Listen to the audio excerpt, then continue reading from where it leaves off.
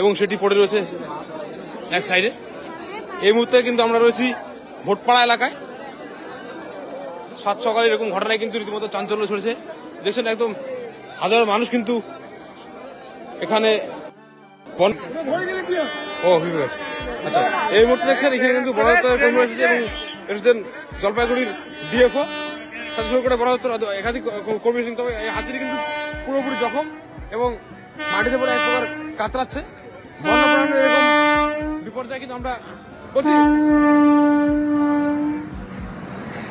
হাতির কিন্তু ওঠার চেষ্টা করছে, আমরা সেই ছবি দেখাচ্ছি আপনাদেরকে। বলে হচ্ছে এই মুহূর্তে কিন্তু একটি হাতি কিন্তু পুরোপুরি জখম এবং একটি হাতি মৃত্যু হয়েছে। আমরা সেই হাতিকে দেখাতে পারছি না এই মুহূর্তে। বলছি কি বলবেন এরকম একটা বন্যপ্রাণীর বিপর্যয়?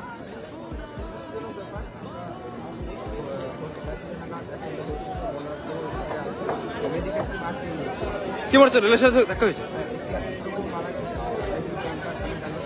কিন্তু অদূরে কি হয়ে গেল কি মনে হচ্ছে?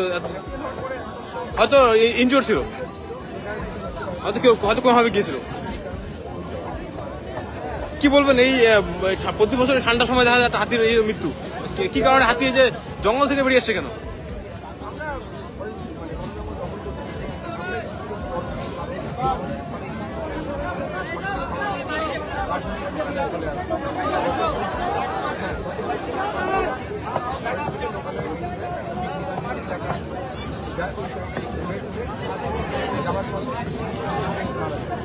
কি মনে হচ্ছে মানে জঙ্গলে কি পর্যাপ্ত খাবার নেই? এটা কোথায় ঘটনা আসে? এই সময় তো ধান খেতে আসে।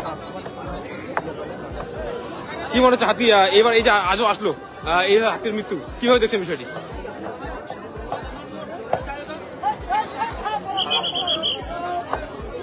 আচ্ছা, কোথায় ঘটনা এটা?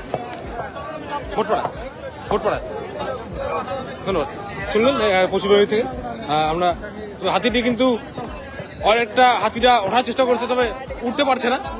তবে ইতিমধ্যে বন দপ্তরের পক্ষ থেকে কিন্তু যথাযথ ব্যবস্থা নেওয়া হচ্ছে। আমরা সেই ছবি দেখাচ্ছি আপনাদের লাইভের মাধ্যমে একদম ধূপগুড়ি ভোটপাড়া এলাকা থেকে। বলে রাখতে চাইবো এই মুহূর্তে কিন্তু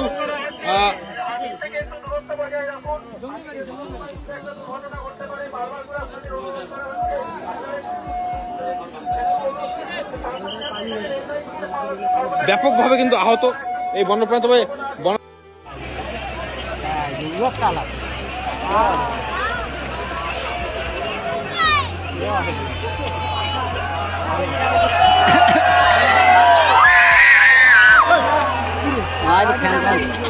ঠেলকা ভাঙিয়ে গেছে বুঝছিস?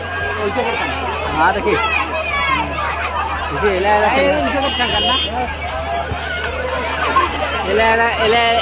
এলা সিঙ্গাটা চটকে দিলে রে।